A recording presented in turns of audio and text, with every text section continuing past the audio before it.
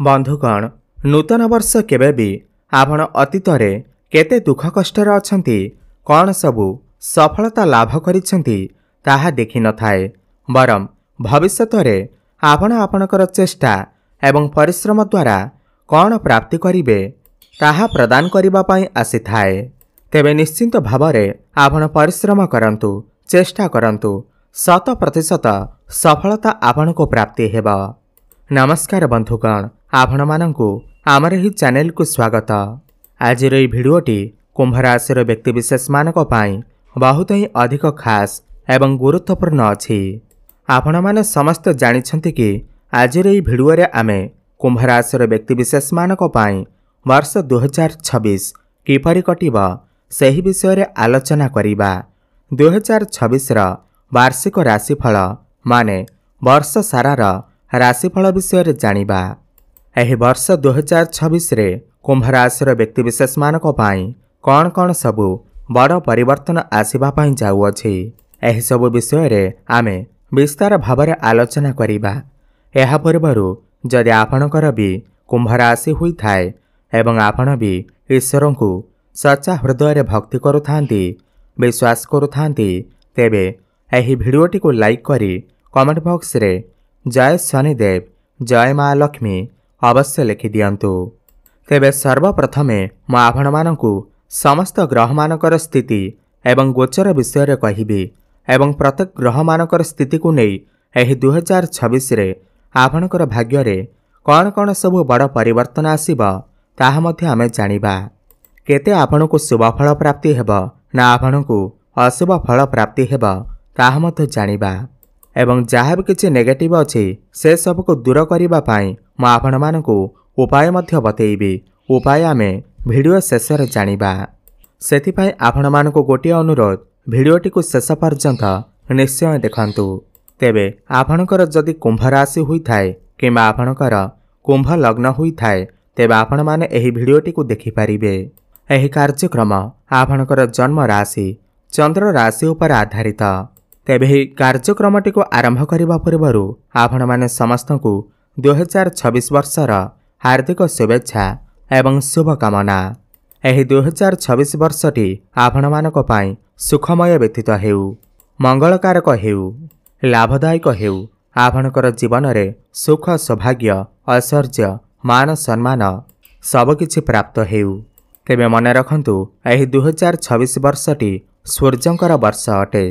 तेबे एही वर्ष रे सूर्य आपणको केउ भले फल प्रदान करिवे आपण केते लाभवान रहिबे से सब विषय रे आमे मध्य जानिबा। देखंतु आपणकर कुंभ राशि एवं आपणकर राशि रे बा लग्न रे राहु विराजमान अछंती। एहा मु आपणको 2026 रा जनवरी मासर चार्ट हिसाब रे कहूछि एवं आपणकर सप्तम भाव रे केतु विराजमान अछंती एवं सप्तम भावर अधिपति हेउछंती सूर्य एवं शनि महाराज आपणकर द्वितीय भाव रे अछंती जे कि आपणकर राशि रो अधिपति अटंती। बृहस्पति आपणकर पंचम भाव रे अछंती जहा कि आपणक पाई लाभदायक सिद्ध हेबा। मंगल शुक्र एवं सूर्य आपणकर एकादश भाव रे अछंती जेहेतु आपणक राशि रो अधिपति हेउछंती शनिदेव जे कि आपणक राशि रो द्वितीय भाव रे अछंती धन भाव रे अछंती। तेबे एही 2026 रे शनिकर 7.5 मध्य रहुअछि। शनिकर 7.5 रा तृतीय चरण चालुअछि एवं एही शनिकर 7.5 शेष हेबाकु जाउअछि। तो शनिकर एही शेष पर्याय रे आपणको कौन फल प्रदान हेबा एवं राहु आपणकर प्रथम भाव रे अछंती जहा कि 5 डिसेम्बर 2026 पर्यंत रहिबे माने वर्ष सारा राहु आपणकर प्रथम भाव रे रहिबे एवं केतु मध्य 5 डिसेम्बर पर्यंत आपणकर सप्तम रे रहिबे। एही 2026 मसिया रे राहु आपणको बहुत अधिक विशेषज्ञ बनैबे आपणको बहुत अधिक स्मार्ट बनैबे आपणक भितरे ज्ञान आनी करि देबे। आपण समस्त कार्य को स्मार्ट वे रे करबा को पसंद करिवे। गोटिए कथा हेउछि जिनिस गुडी को देखिबा एवं बुझिबा। जेतेबेले राहु चंद्रक ऊपर गोचर करिथांती आपणकर मन को टिके भ्रमित करिथांती द्वंद्व भितरे पकई थांती। राहु एठारे बसी आपणकर मन भितरे आग्रह को बढ़ई थाए चेष्टा को बढ़ई थाए। राहु एठारे बसी आपणकु ନୂଆ ନୂଆ ଆଇଡିଆ ଦେଇଥାନ୍ତି ଏବଂ ବେଳେବେଳେ ମଧ୍ୟ ଆପଣଙ୍କୁ ଦ୍ୱନ୍ଦ୍ୱରେ ପକାଇଥାନ୍ତି। ଏହି ବର୍ଷରେ ଆପଣଙ୍କୁ ଧନ କମାଇବା ପାଇଁ ନୂଆ ନୂଆ ଉପାୟ ମଧ୍ୟ ମିଳିଯିବ।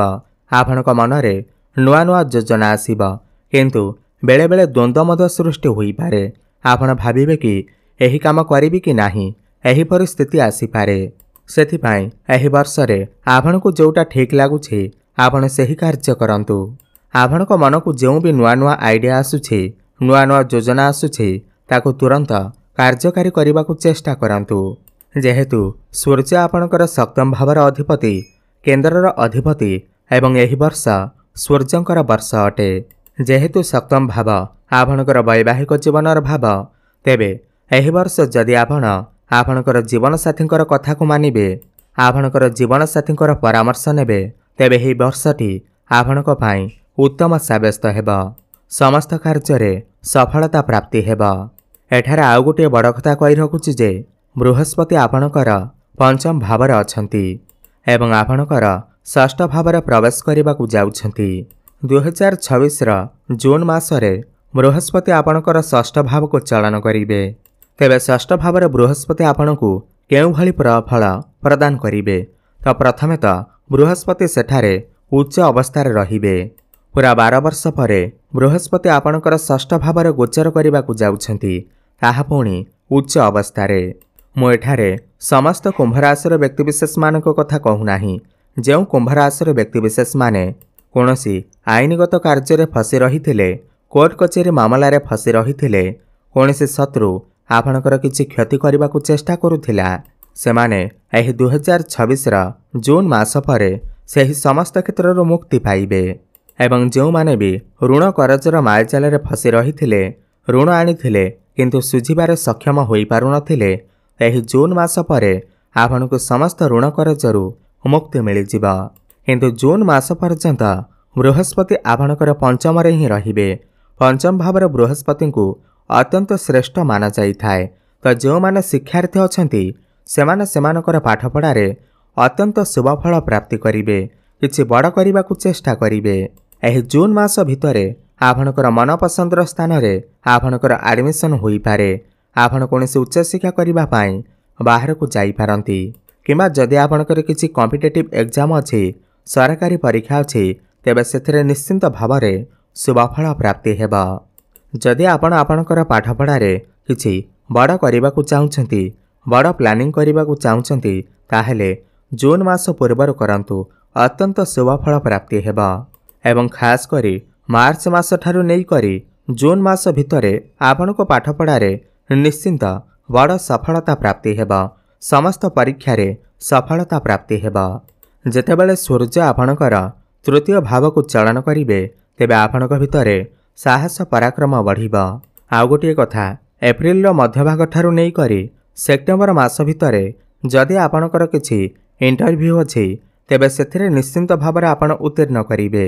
ଯେହେତୁ ଏହି ବର୍ଷ ସୂର୍ଯ୍ୟଙ୍କର ବର୍ଷ ଅଟେ ଏବଂ ସୂର୍ଯ୍ୟ ହେଉଛନ୍ତି ସରକାରଙ୍କର ଅଧିପତି, ଏହି ବର୍ଷରେ ଆପଣଙ୍କୁ ନିଶ୍ଚିନ୍ତ ଭାବରେ ସରକାରୀଙ୍କ ତରଫରୁ କିଛି ଶୁଭଫଳ ପ୍ରାପ୍ତି ହୋଇପାରେ।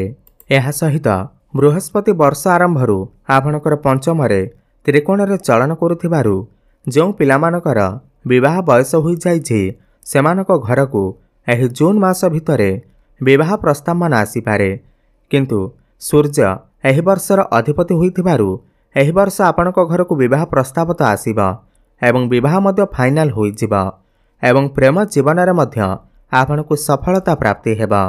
ପୂର୍ବରୁ ଯଦି କିଛି ଆପଣଙ୍କର ପ୍ରେମ ଜୀବନରେ ସମସ୍ୟା ଲାଗି ରହିଥିଲା, ତାହା ସବୁ ଏହି ବର୍ଷ ଦୂର ହୋଇଯିବ। ଖାସ୍ କରି ଜୁନ୍ ମାସ ଭିତରେ ଆପଣଙ୍କର ସପ୍ତମ ଭାବରେ କେତୁ ବର୍ଷ ସାରା ରହୁଥିବାରୁ ଆପଣଙ୍କର ବୈବାହିକ ଜୀବନରେ ଟିକେ ସମସ୍ୟା ଦେଖାଦେଇପାରେ।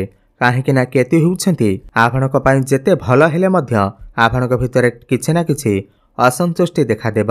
ଆପଣଙ୍କର ଜୀବନସାଥୀ ଯେତେ ବି ଭଲ ହୁଅନ୍ତୁ ନା କାହିଁକି, ଆପଣଙ୍କ ଭିତରେ କିଛି ନା କିଛି ଅସନ୍ତୋଷ ଦେଖାଦେଇପାରେ। ତେବେ ଏହି ନୂଆବର୍ଷ 2026ରେ ଆପଣଙ୍କର ବୈବାହିକ ଜୀବନ ଏତେଟା ଭଲ ନାହିଁ। ପରସ୍ପର ମଧ୍ୟରେ ତାଳମେଳ ଠିକ୍ ରଖନ୍ତୁ ଏବଂ ପରସ୍ପରକୁ ବୁଝିବାକୁ ଚେଷ୍ଟା କରନ୍ତୁ। ନହେଲେ ଛୋଟ ଛୋଟ କଥାରେ ଆର୍ଗୁମେଣ୍ଟ ଦେଖାଦେଇପାରେ, କଳି ଝଗଡ଼ା ମନ ମନାନ୍ତର ଦେଖାଦେଇପାରେ। एथिपाई आपण उपाय अवश्य करंतु।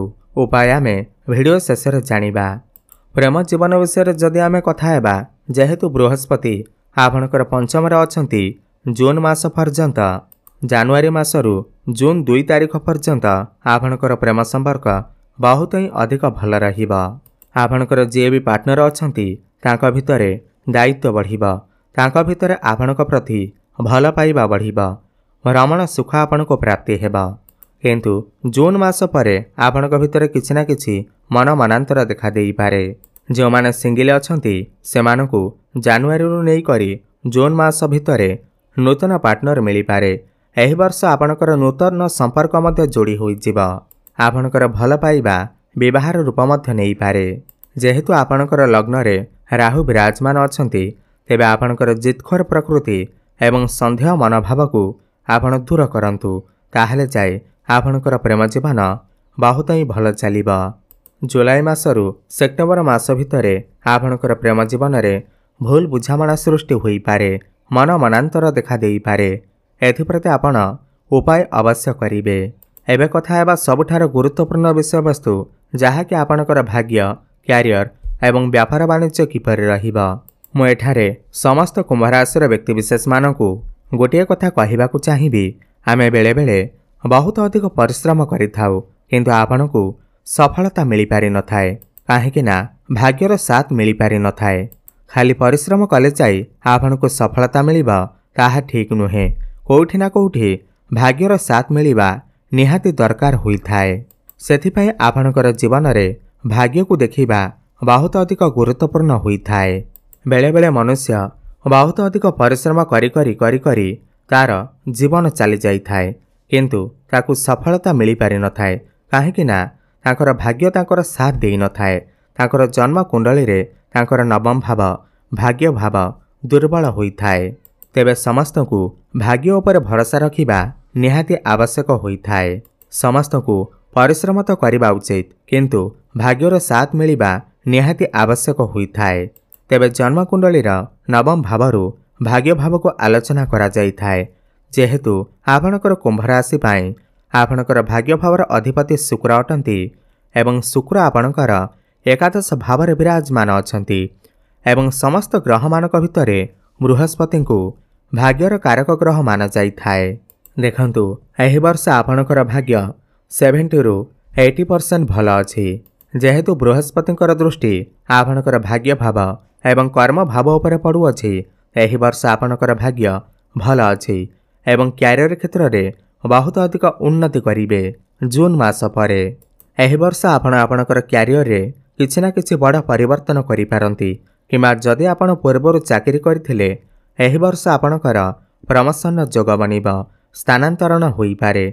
ऊपर ऑफिसरकर सपोर्ट आपण को प्राप्ति हेबा, एवं जो माने भी चाकरीर अपेक्षार थिले दीर्घ दिन धरी चाकरीर अपेक्षार थिले, तो सेमानकु जून मास परे नूतन चाकरी मिलिबार, मन पसंदर चाकरी मिलिबार बहुत अधिक संभावना रही अछि। देखंतु जानुआरी 16 रु नै करी फेब्रुआरी मास भितरे मंगल आपणकर द्वादश भाव रे चलन करिवे। यह आपणकर वैदेशिक गतिविधि को त्वरान्वित करिबा।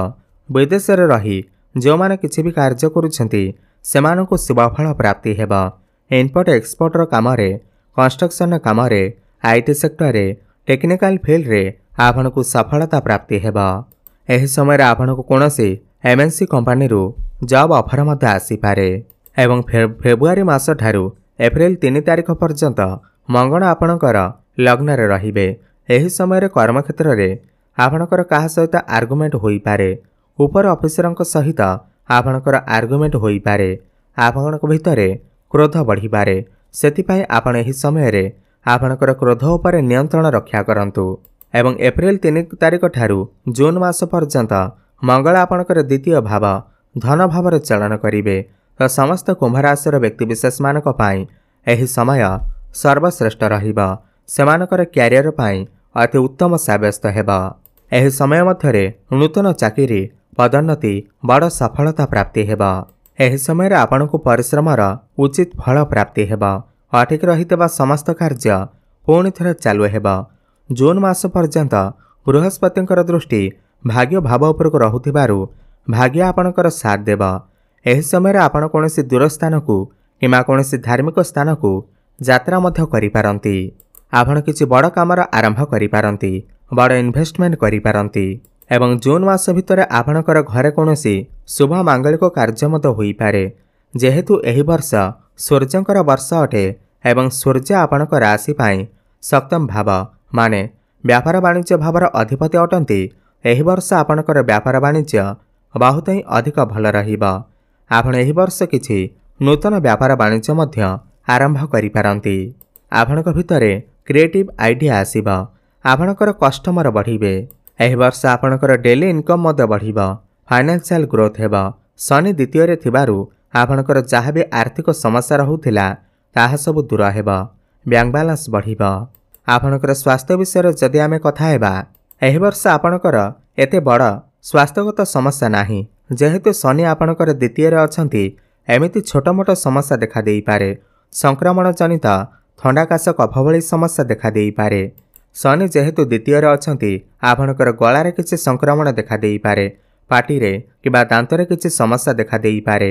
ରାହୁ ପ୍ରଥମରେ ଥିବାରୁ ସମୟ ସମୟରେ ଆପଣଙ୍କର ମୁଣ୍ଡବିନ୍ଧା ଭଳି ସମସ୍ୟା, ମାଇଗ୍ରେନ୍ ଭଳି ସମସ୍ୟା କିଛି ଦେଖାଦେଇପାରେ। ଏହିସବୁ ପ୍ରତି ଆପଣ ବିଶେଷ ଭାବରେ ଧ୍ୟାନ ଦିଅନ୍ତୁ। ଏବେ ଜାଣିବା କିଛି ଉପାୟ ବିଷୟରେ, ଯାହାକୁ କରିବା ଦ୍ୱାରା ଏହି ବର୍ଷ ଯାହା ବି କିଛି ଅଶୁଭ ରହୁଅଛି ତାହା ଦୂର ହୋଇପାରିବ। ଏହି ବର୍ଷ ଆପଣ ପ୍ରତ୍ୟେକ ଶନିବାର ଦିନ ଶନିଙ୍କର ଦର୍ଶନ କରନ୍ତୁ ଏବଂ ସୋରିଷ ତେଲର ଦୀପଟିଏ ଅବଶ୍ୟ ଜଳାନ୍ତୁ ଏବଂ ପ୍ରତ୍ୟେକ ଦିନ ସନ୍ଧ୍ୟାରେ ହନୁମାନ ଚାଳିଶାର ପାଠ କରନ୍ତୁ। ଏବଂ ଯେହେତୁ ଏହି ବର୍ଷ ସୂର୍ଯ୍ୟଙ୍କର ଅଟେ, ତେବେ ପ୍ରାତଃ ସମୟରେ ଆପଣ ପ୍ରତ୍ୟେକ ଦିନ ସୂର୍ଯ୍ୟଙ୍କୁ ଜଳାର୍ଘ୍ୟ ଅର୍ପଣ କରନ୍ତୁ। ଶୁଭଫଳ ପ୍ରାପ୍ତି ହେବା ସହିତ ଆପଣଙ୍କର ଭାଗ୍ୟରେ ଉନ୍ନତି ଆସିବ। ଧନ୍ୟବାଦ।